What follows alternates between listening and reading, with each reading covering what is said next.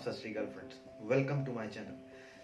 बहुत बहुत thank you, आपने मेरा पहला एपिसोड पसंद किया और अब मैं आपके सामने लेकर आ रहा हूँ मेरा सेकंड एपिसोड।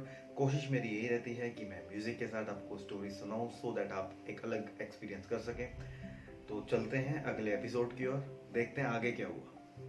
तो चलिए, एक बात बताता हूँ कि मैं उस दिन जब गाना सुना ना, गाना सुनने के बाद मैं बहुत बहुत अच्छा फील कर रहा था। बहुत रिलैक्स फील हुआ, बहुत ज़्यादा सेटिस्फाइड सा फील कर रहा था। और डिसाइड मैं कहीं ना कहीं अपने मन में कर ही चुका था कि फ्यूचर तो यहीं पे स्पेंड करने वाला हूँ। तो मैं घर गया और मैं घर पहुँचा और बहुत ज़्यादा बारिश हो रही थी। मेरे फादर ने रेडियो चलाया हुआ था। शाम के 7-8 बज रहे होंगे और बाहर बारिश हो रही थी। उधर से मम्मी ने कहा कि खाना खा लो। सब नॉर्मल था जैसे हर रोज़ होता था, बट आज कुछ बात अलग थी। बार बार मुझे उसी का ही ख्याल आ रहा था और हर चीज़ बड़ी अच्छी सी लग रही थी। तो मम्मी ने खाना परोसा और मैं खाना खाने लगा। मैंने खाना डाला, मैं खाना खाने लगा। फिर मैंने खाना ख़त्म किया अपना। तो मम्मी मुझसे बहुत सवाल पूछ रहे थे, खाना कैसा बना है। मैं कुछ जवाब ही नहीं दे पा रहा था। मेरा ध्यान ही नहीं था, मैं बस आई डोंट नो, मैं कहीं लॉस्ट था। तो मैं बस अपना खाना खाया और मैं अपने कमरे में जाके लेट गया। बाहर खिड़की की ओर देख रहा था। पानी की बूंदें जैसे बहुत ही खूबसूरत नज़ारा था। पर मैं अब ये डिसाइड नहीं कर पा रहा था कि कैसे, मतलब बहुत सारे थॉट्स आ रहे थे मन में। तो मैंने डिसाइड किया कि मैं कल जाकर इंस्टीट्यूट जाकर अपने कर्नल से बात करूँगा, सर से बात करूँगा इस बारे में। और ये सोचकर मैं सो गया। अलार्म बजा और मैं उठा एकदम से, फटाफट से अपने स्लीपर्स डाले और मैं बाहर निकल गया हर रोज़ की तरह वो चाय की टपरी पे। गेट खुला और मैं चाय की टपरी पे उस हमेशा की तरह अपने पुराने गाने लगाए हुए और नॉर्मली उसने मेरे लिए चाय बनाई। पर मेरा ध्यान ही नहीं था उसकी बातों में। ए बाबूजी, ए बोंडू, आज बात नहीं करोगे क्या? अरे तुम्हारी फेवरेट चाय है, पियो। पर मैं तो खोया हुआ था। बस मैंने अपनी फटाफट चाय ख़त्म की, ज़्यादा बात नहीं की और मैं सीधा अपने इंस्टीट्यूट में चला गया। सर आए और सर ने सबको चुप कराया और पूरी क्लास शुरू हुई।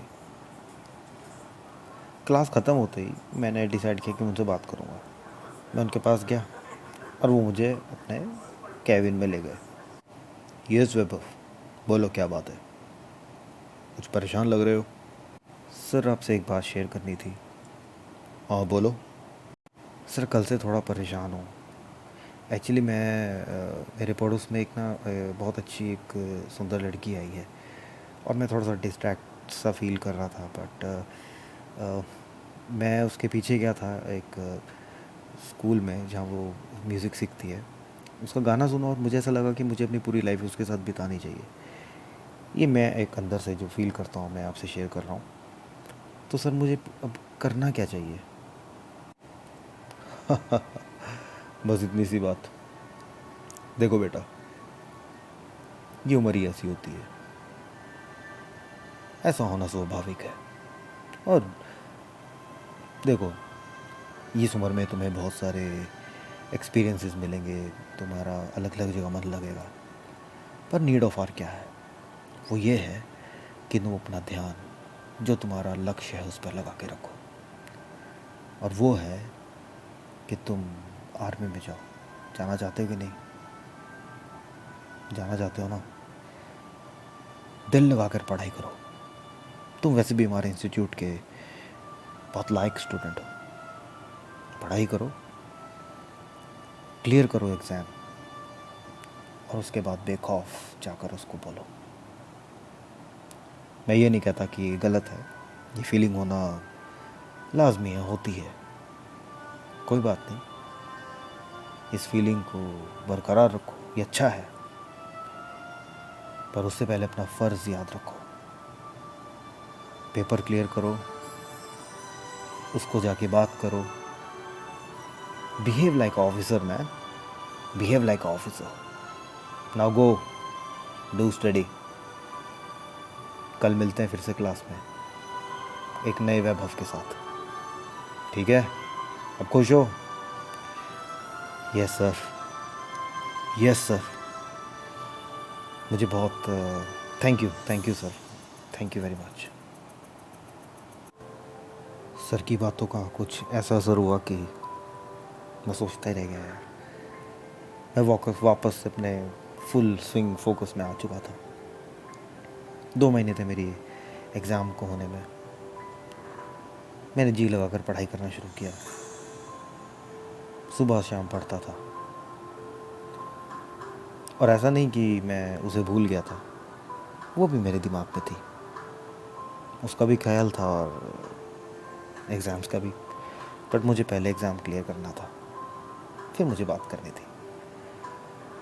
और ऐसे ही करते करते 2 महीने निकल गए, तो मेरा एग्ज़ाम का दिन आया। एग्ज़ाम्स के दिन की बात थी। मॉर्निंग में मैं हमेशा की तरह चाय की टपरी पे गया और वहाँ पे, हे बंधु चाय पियो, आज तुम्हारा एग्ज़ाम है, बहुत अच्छे से देना, तुम क्लियर करेगा, बिल्कुल क्लियर करेगा। ए बंधु वो देख सामने देख। मैंने देखा वो सामने थी, वहाँ से क्रॉस कर रही थी। मैंने देखा और मैं अपने एग्ज़ाम्स को देने के लिए चला गया। फिर एग्ज़ाम शुरू हो गया। एग्ज़ाम ख़त्म और मैं घर वापस, और कुछ ही टाइम में मेरा रिज़ल्ट आ गया। और रिज़ल्ट जो था, मैंने क्लियर कर लिया था, मैंने क्लियर कर लिया था। और जैसा कि सर ने बोला था कि क्लियर करते ही उसको बता देना, भाई मैं तो उसके पीछे पीछे चला गया। उसके स्कूल में गया, वहाँ जाके मैंने कोशिश की बात करने की। भाई एटीट्यूड ही बहुत ज़्यादा था, उससे तो बात ही नहीं करी। फिर मैंने कई बार ही कोशिश की, एक्सक्यूज़ मी, बट वही कोई रिप्लाई नहीं। भाई म्यूज़िक का शौक़ तो हमें भी था। अगले दिन मैं उसके स्कूल में ही चला गया, अंदर क्लास में गया।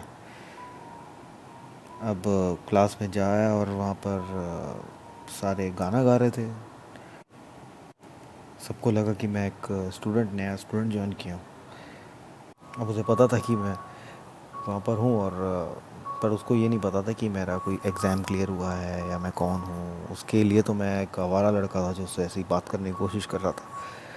उसने देखा और मुझे इग्नोर किया। तो सब कहने लगे, भाई गाना सबको गाना पड़ता, तो आप भी गाना गाइए। मैंने कहा ठीक है, तो मैंने गाना गाना शुरू कर दिया अभी। सांसों में बड़ी बेकरारी, आँखों में कई रत जगे, कभी कहीं लग जाए दिल तो कहीं फिर दिल ना लगे।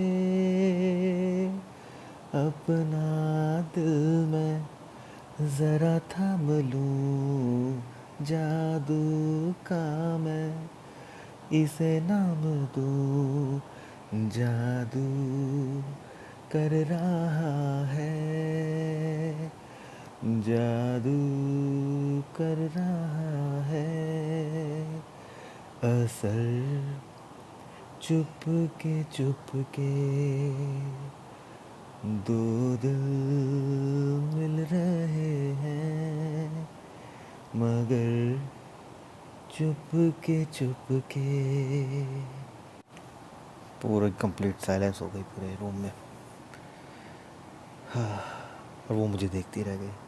भाई इम्प्रेशन तो जमाना था। तो क्लास के बाद वैसे ही गया हुआ था। उनके लोगों की क्लास ख़त्म में बाहर आ गया था, तो हमारी बात हुई आपस में फाइनली।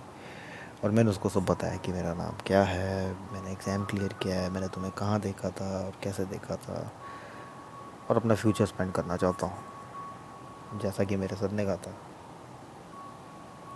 बोलो तो ऑफिसर्स के जैसे। तो मैंने सीधा प्रपोज कर दिया मैरिज के लिए।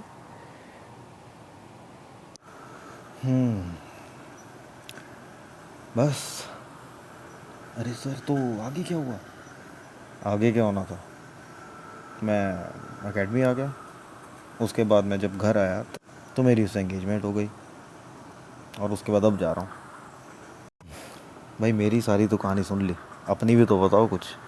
हाँ हाँ सर, बिल्कुल।